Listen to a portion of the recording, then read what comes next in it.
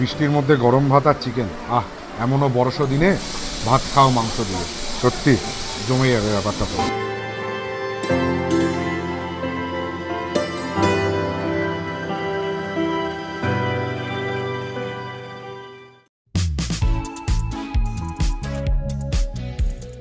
ভারতের নায়করার সামনে থেকে আমি অর্পণ, ক্যামেরায় বরুণ, ট্রাভেলার্স ডায়েরির আরো একটা নতুন ভিডিও তোমাদেরকে স্বাগত জানাই। দেখো, তোমরা জানোই যে আমরা এসছি জগদলপুরের মেন আকর্ষণ কিন্তু এই আমার পিছনে, মিনি নায়গ্রা বা ভারতের নায়গ্রা চিত্রকূট জলপ্রপাত।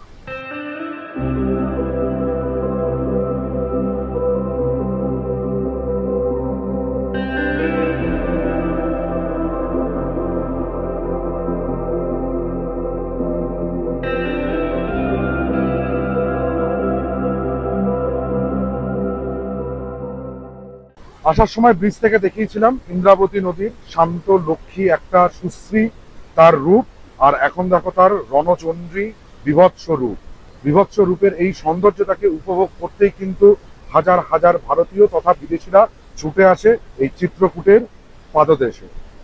দেখো, আরো বেশি কি অদ্ভুত লাগছে না? এই যে জলটা একসঙ্গে পড়ে নিচের পাথরে জলরাশিটা বিচ্ছুরিত হয়ে একটা চূর্ণ বিচূর্ণাকার হয়ে মেঘের মতন তৈরি করেছে। এটা দেখতে যেন আরো বেশি ভালো লাগছে। এই রূপটা কিন্তু বর্ষাকালেই সম্ভব। আর ইন্দ্রাবতী দেখো ফুলে ফেপে কি সুন্দর ভাবে পুরো অঞ্চলটাকে একবারে পুরো ছাপিয়ে তুলেছে। এসে থেকেই বৃষ্টি পড়ছে, বৃষ্টির মধ্যেও আমরা ছাতা মাথায় নিয়ে বেরিয়ে পড়েছি, কারণ এসছি দেখতে, ঘুরতে, তোমাদেরকে দেখাতে। ঘরে বসে থাকলে হবে না। নর্মাল দিনে এই যে ফেন্সিংটা দেখতে পাচ্ছ, এই ফেন্সিংটা কিন্তু থাকে না। নর্মাল দিন মানে হচ্ছে বর্ষার সিজনটা বাদ বাকি যে সিজনে থাকে এই ফেন্সিংটাকে তুলে দেওয়া হয়। তখন তোমরা কিন্তু এই পাশ থেকে আস্তে আস্তে ওই যে ছোট ছোট যে ধারাগুলো যাচ্ছে পাথর, ওই পাথরের ওপর দিয়ে প্রায় বেশ কিছুটা চলে যেতে পারবে। কিন্তু বর্ষাকালে বিভৎস জলের স্রোত, ইন্দ্রাবতী তার একেবারে চরম সীমায় রয়েছে। সেই জন্য প্রশাসনের তরফ থেকে, অবভিয়াসলি ছত্তিশগড় প্রশাসন বা বস্তার পুলিশের তরফ থেকে কিন্তু কাঁটাতার দিয়ে এর বাইরে যেতে বারণ করে দেওয়া হয়েছে। আর শীতকালে তোমরা আসলে এখানে বোটিং এরও অপশন থাকে, তলাতে তোমরা বোটিং করে বেশ কিছু কাছে আসতে পারো চিত্রকূটের, কিন্তু বর্ষাকালে সেটাও বন্ধ আছে। বর্ষাকালে এত কিছু বারণ, এত কিছু সবই জানি, তাও এসছি এই ভয়ালো সুন্দর রূপটা দেখার জন্য। এই রূপটা কিন্তু বর্ষাকাল ছাড়া অন্য সময় দেখতে পারবে না। এত মোটা ঘন জলের স্রোত, ইন্দ্রাবতীর এই রূপ, এটা দেখতে গেলে বর্ষাকালে আসতেই হবে। চিত্রকূট জলপ্রপাত দেখতে আসার আগেই পাশে কিন্তু একটা শিব মন্দির দেখতে পাবে। তোমরা এই শিব মন্দিরে বেশ কিছুটা সময় কাটাতে পারো, পুজোও দিতে পারো শিব মন্দিরে। চিত্রকূটের সামনে যে লাইটের স্ট্যান্ডগুলো দেখছো, লেজার লাইটের, এইগুলো দেখে একদমই ধোকা খাবে না, কারণ এগুলো থেকে কোনো রকম ভাবে সন্ধ্যাবেলা লাইট বা কিছু লেজার শো করা হয় না। 3 বছর আগে একদিন দুদিনের জন্য টেস্টিংই হয়েছিল, তারপরে এটা আর চালুই হয়। চিত্রকূট দেখে বেরিয়ে পড়লাম আমাদের নেক্সট গন্তব্য তামদাঘুমারের পথে। চিত্রকূট থেকে তামদাঘুমারের দূরত্ব প্রায় 18 কিলোমিটার। বেশ কিছুটা প্রাকৃতিক সৌন্দর্যে ভরা পিচের রাস্তা ছেড়ে যেতে হবে মোরাম বিছানো রাস্তা ধরে তামদাঘুমারের দিকে।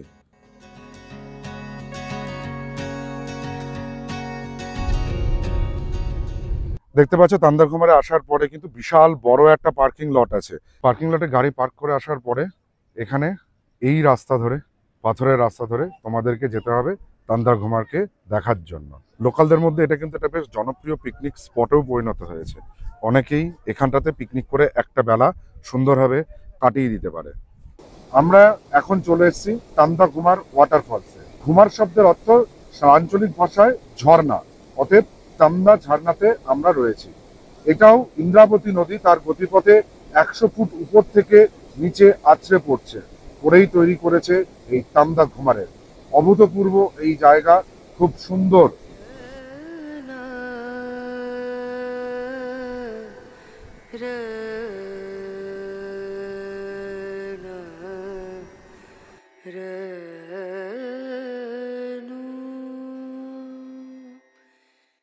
তামদাঘুমার দেখে মোরাম বিছানো রাস্তা ধরে এগিয়ে চললাম পরের যে আমাদের গন্তব্য দান্তেওয়াড়ায় দন্তেশ্বরী মন্দির দেখার জন্য।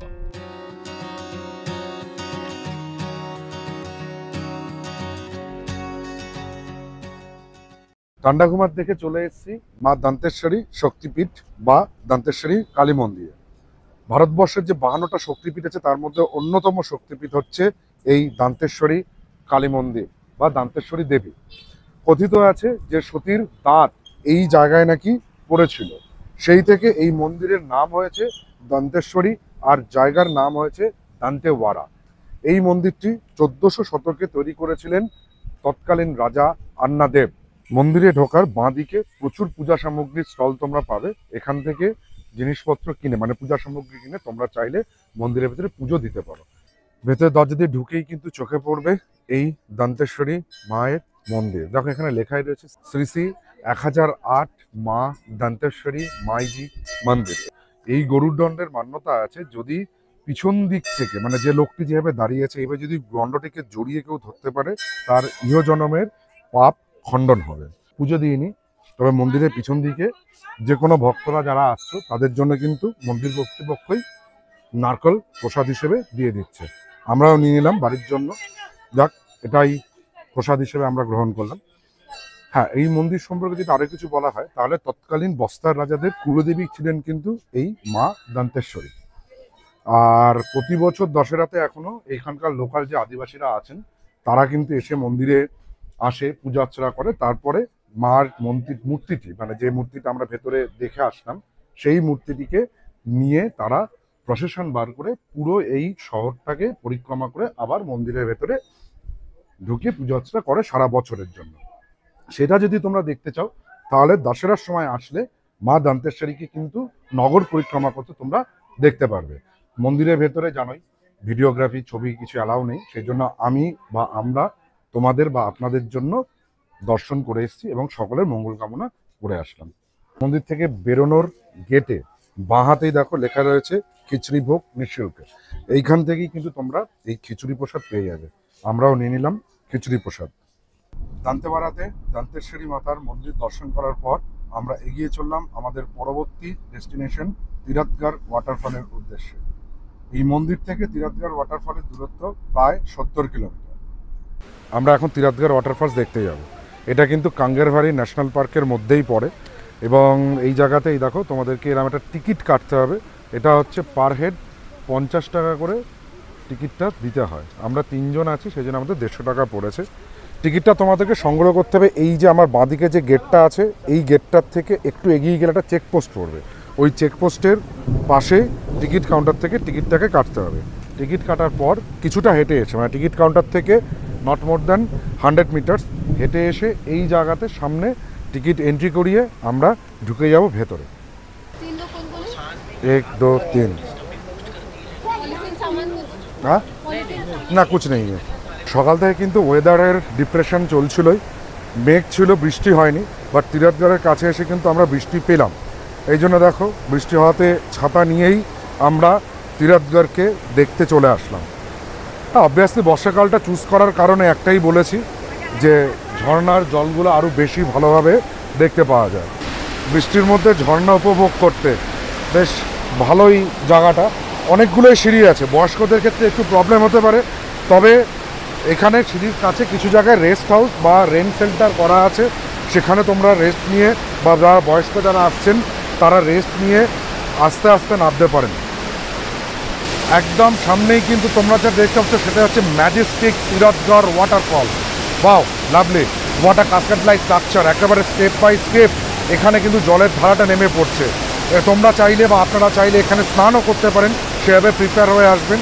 প্রচুর লোক এখানে কিন্তু স্নান করছে।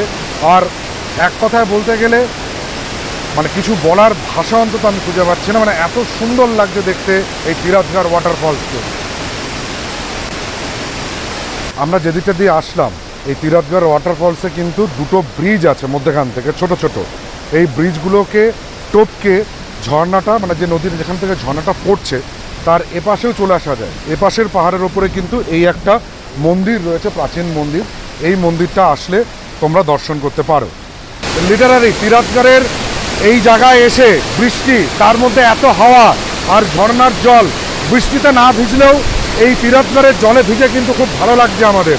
মানে গা হাত পা একদম জলের ছাতা, আর হাওয়াটাও প্রচুর আছে। এত বড় ছাতা বুঝতেই পারছো, সেটাকে ভালোভাবে শক্ত করে ধরেই রয়েছি। সত্যি অদ্ভুত সুন্দর এই তিরাথগড়, ভালো লাগলো। চিত্রকূটের আলাদা সৌন্দর্য, তীরথগড়ের আলাদা সৌন্দর্য, মানে কিছু বলার নেই। এ বলে আমাকে দেখবি না ওকে দেখবি, কে কাকে ছেড়ে কাকে শ্রেষ্ঠত্বের দাবি জানাবে বোঝাটা খুব মুশকিল। বাইরে বৃষ্টি পড়ছে আর এই যে ভাত চলে এসছে, গরম গরম ভাত, চিকেনও আসবে। এই বৃষ্টির মধ্যে গরম ভাত আর চিকেন, এমনও বর্ষ দিনে ভাত খাও মাংস দিয়ে, সত্যি জমে যাবে ব্যাপারটা পুরো। তীরথগড় ওয়াটারফলস দেখে পুরো বৃষ্টিতে ভিজে খাবার দাবার কমপ্লিট করে আমরা এবার বেরিয়ে চললাম চিত্রধারা ওয়াটারফল দেখতে। আর একটা কথা তোমাদের বলে রাখা দরকার বা আপনাদের বলে রাখা দরকার, সেটা হচ্ছে এই কাঙ্গের ভ্যালি ন্যাশনাল পার্কে কিন্তু জিপ সাফারি হয়, আর এর ভেতরে আছে কুটুমসার কেভ আর পার্বতী কেভ।